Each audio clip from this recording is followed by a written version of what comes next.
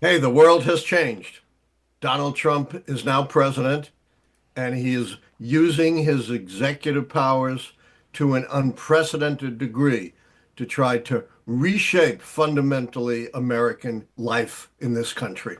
No doubt. Let's take this step by step. So, as you mentioned, Donald Trump has been inaugurated for the second time as the 47th president of the United States. His inauguration happened January 20th, 2025, and immediately became, I think he signed like 26 executive orders, making it the largest day one of executive orders in American history. Not only is it the largest, it's the largest by a wide margin. Typically, in the modern era, last 100 years or so, incoming presidents either don't issue executive orders on their first day or maybe issue one. The all-time record was actually held by Joe Biden when he came in 2021, and he issued 9 executive orders to an extent in response to changing the executive orders that his predecessor, Donald Trump, had issued. So 26 is nearly triple the record number of executive orders. And these are not minor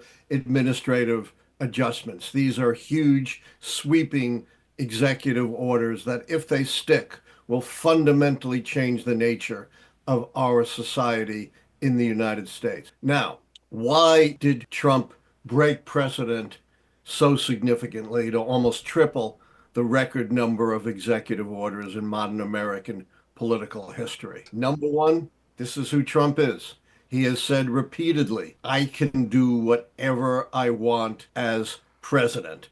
And he is proving that. Secondly, he knows how precarious his position is with the Congress, given that a number of Republicans have left either to take a position in the Trump administration or, in the case of Matt Gaetz, a resignation.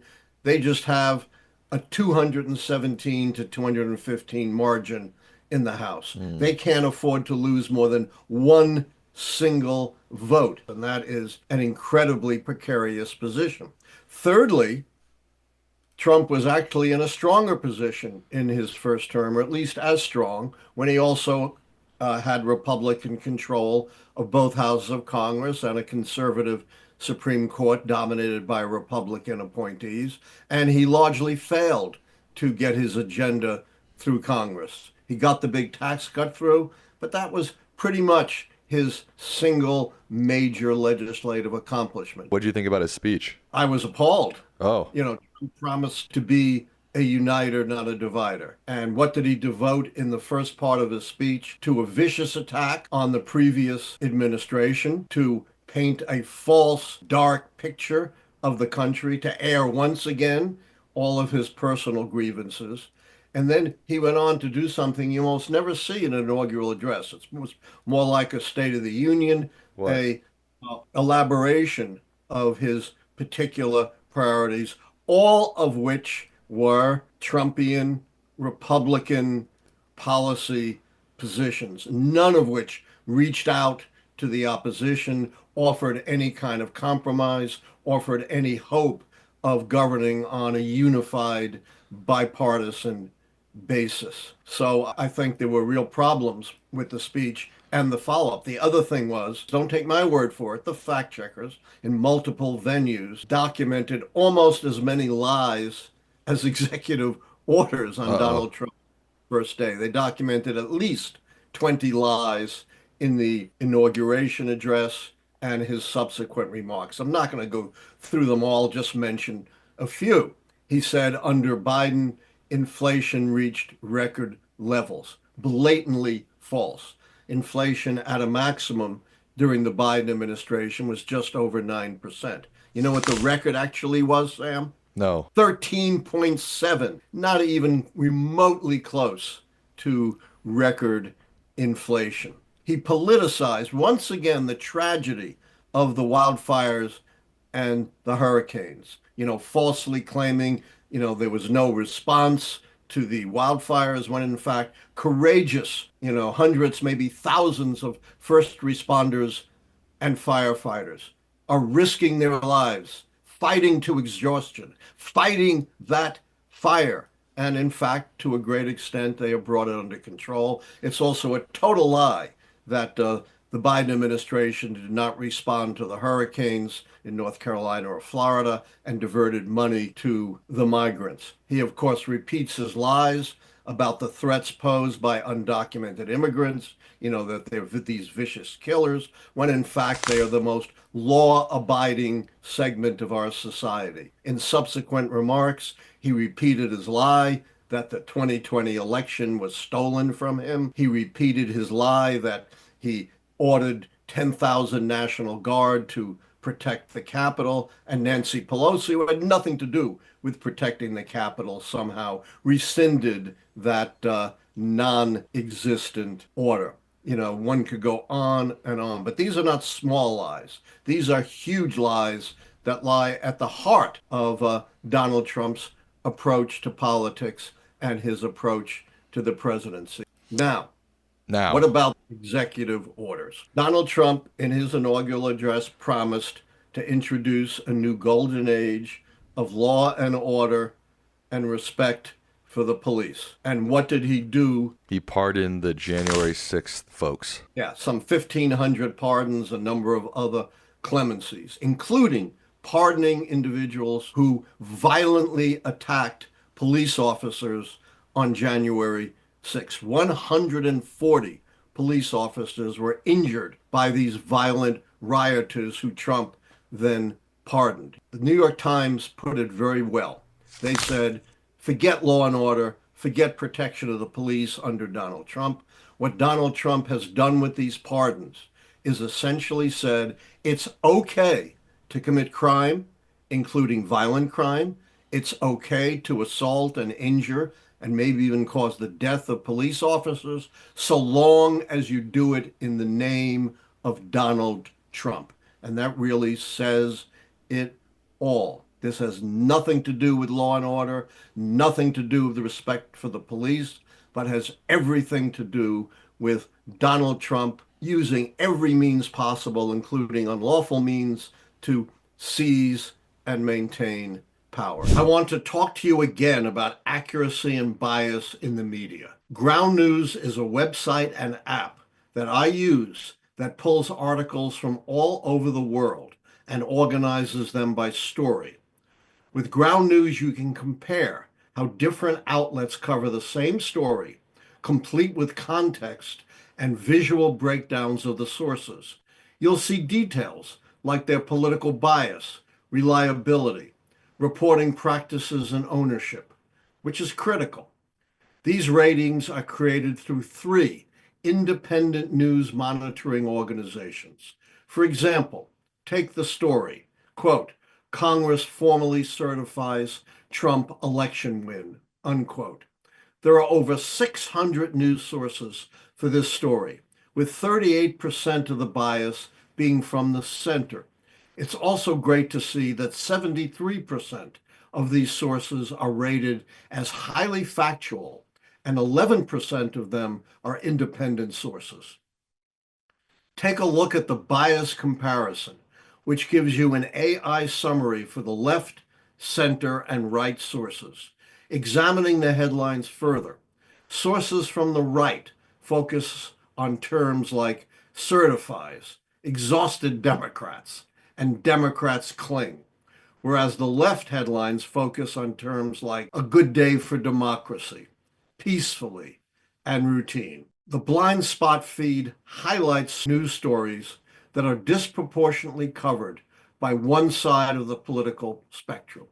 You know how much I care about combating misleading information. Ground News helps you see through misleading narratives and stay informed without being overwhelmed. So go to ground.news/Allen, ALLAN, or scan this QR code to subscribe. My link saves you 40% on their top tier Vantage plan, which I use to access all their features. That's only $5 a month in a world where news moves fast and the truth is hard to find. It's important to be using Ground News to see the full perspective. Plus, by subscribing, you're directly supporting my work. Let me look at some of the others. He has withdrawn from the Paris Accords on climate change. And what has he said is his big policy on energy going to be, Sam? Not only said, he's enacted a bunch of executive orders about drilling Yeah, and oil drill, drill, production. drill. And meanwhile, other executive orders blocking conversion to alternative sources of energy. And they're in the process of scrubbing any reference to climate change in any of the federal agencies. It's as if climate change does not exist. This is one of the most cynical, dangerous, destructive actions that any president has ever taken. Don't take my word for it. Look at the 2009 businessman letters, 15 years ago, when climate change wasn't nearly as bad or manifest as it is today. The businessman's letter to Barack Obama 15 years ago on the eve of the Copenhagen Summit on Climate Change said that climate change, unless we take drastic action to combat climate change, the consequences for our planet are going to be catastrophic, and we can make the conversion and actually improve, not undermine the economy. Who signed that letter, Sam? The Trump family. The entire Trump family. But Donald Trump realized that he had to become a climate change denier in order to make it in Republican politics. And who is going to be hurt by this? It's not going to be Donald Trump and his rich friends. It is going to be those ordinary working class Americans who voted for Donald Trump. It is ordinary Americans who always suffer the brunt of any kind of environmental degradation. He's also withdrawn from the World Health Organization, which means it's going to make it more difficult for the United States to combat the next pandemic. And we know how horribly Trump dealt with the COVID-19 pandemic. His own head of his own COVID-19 task force, Dr. Deborah Birx, said that his response was so bad that it likely caused unnecessarily the death of more than 100,000 Americans. And we know it plunged us into one of the worst recessions since the Great Depression. He has said, he wants to drain the swamp. He doesn't want the bureaucracy to be politicized. But what has he done? He has tried to convert tens of thousands of civilly service protected federal employees into political employees so Donald Trump can fire them and put in his own loyalists, making the federal bureaucracy more biased, more political than it ever has been in the history of the country. We also saw that reflected in all of his appointments. He said, we are going to have a meritocracy. We're going to abolish diversity, equity, and inclusion, and only do things on merit. Yet, a whole slew of his appointees have no merit, have no qualifications for the job that he appoints them to, including some major positions. Pete Hegseth, the question proves he knows little or nothing about what's going on in the world. He has no managerial experience or leadership experience in defense. Then we have the Director of National Intelligence, Tulsi Gabbard, who has no experience in the intelligent world and who is best known for cozying up and supporting some of the worst murderous dictators in the world, who deposed Assad of Syria and, of course, Putin of Russia. Then we have RFK Jr. to head the health operations of this country. Anti-vax denier, a proponent of junk science, who proposed, instead of vaccines, which have saved hundreds of thousands of lives on COVID-19 and many millions of lives on other vaccinations, he said, well, we shouldn't have these vaccinations. We should have hydroxychloroquine and ivermectin, which science have shown have no effect on COVID-19 and have very negative and drastic side effects. So much for the idea of the best people, a society run entirely on merit. His appointees trash the idea of merit and instead substitute only loyalty to Donald Trump. And then, he says, we're going to respect the Constitution. 14th Amendment makes crystal clear, it's part of the Constitution, that those born in the United States are what, Sam? Citizens. Citizens, unless that, so long as their parents are subject to the jurisdiction of the United States. That excludes only diplomats who have diplomatic immunity. Obviously, immigrants, documented or undocumented, are under the jurisdiction of the United States. In fact, Trump has proven that, right? Because he said he's going to use the power of government, the jurisdiction of the United States, to do what? To undocumented immigrants, to deport them, right? Oh, yeah. If they weren't subject to the jurisdiction of the United States, he couldn't be doing that. So his own actions contradict what he has said about the plain meaning of the 14th Amendment. He also, I think, violated a law, maybe not the Constitution, the Posse Comitatus law back in the 19th century, which says you can't use the military for domestic law enforcement. And yet he has proposed using the military for law enforcement at the border. That is also very likely to be challenged. He has also issued an order saying all federal employees need to return to the office, which is going to add to pollution, to expense, to clogged roads. But, who's going to benefit from this? His buddies in commercial real estate, because all of a sudden, because all of these people going back to the office, the value of commercial real estate is going to soar. Even though studies show that hybrid work actually is at least or more productive than forcing people to go back to the office. This is just a quick and dirty recitation of some of the executive orders. He also is undermining ordinary people as well by making it more difficult to get coverage under the Affordable Care Act. 24 million people have gotten coverage under that act. It is highly popular. It's been highly successful, and also undermining the efforts of the Biden administration to bring down drug crisis. There is virtually nothing in any of these executive orders that are going to help the ordinary middle class and working class Americans who voted for him. They're going to be more subject to the ravages of climate change than ever before. It's going to be harder for them to get health insurance. It's going to be harder for them to get inexpensive drug prices. And if he goes ahead, as he proposed, as we move on to impose sharp tariffs, that is going to increase the price of the goods and services that ordinary Americans have to pay for. And of course, we have the so-called, the DOGE, the Department, Office of Government Efficiency, headed by the richest person in the world, Elon Musk. If you believe the richest man in the world is out for your interests as a middle class or working class American, rather than his own interests and the interests of his billionaire buddies, I have a big bridge in my hometown of Brooklyn that I would love to sell you.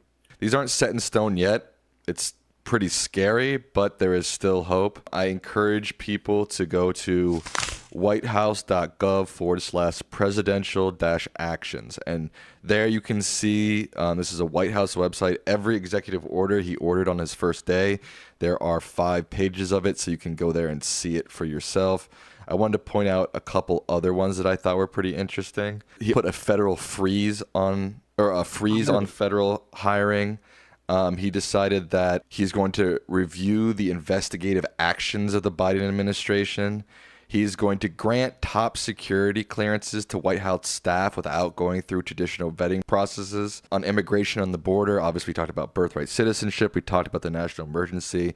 But he's also going to bar asylum for newly arriving people at the southern border and resume his Remain in Mexico policy. He made an executive order that recognizes only 2 sexes, male and female. And that limits protections for LGBTQ peoples Yes. that were enacted under Biden. On the energy and the environment, he has made an executive order on opening the Alaska wilderness to oil and gas drilling.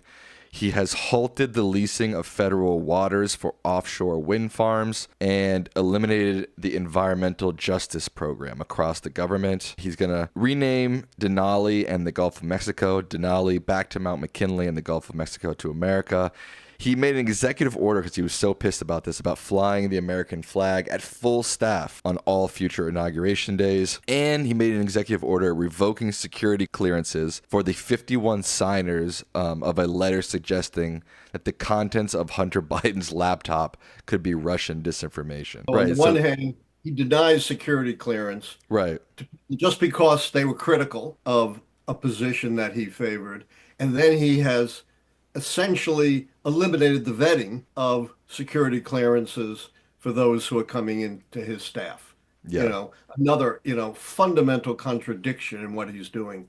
Right. So I just want to go through those as we're some other adding on to your We analysis. could spend, the entire hour going through them all. I think we've given you a pretty comprehensive view what this is all about and what it means for you, for us Americans that are not in Trump's inner circle, that are not billionaires who stand to benefit from what Trump is doing.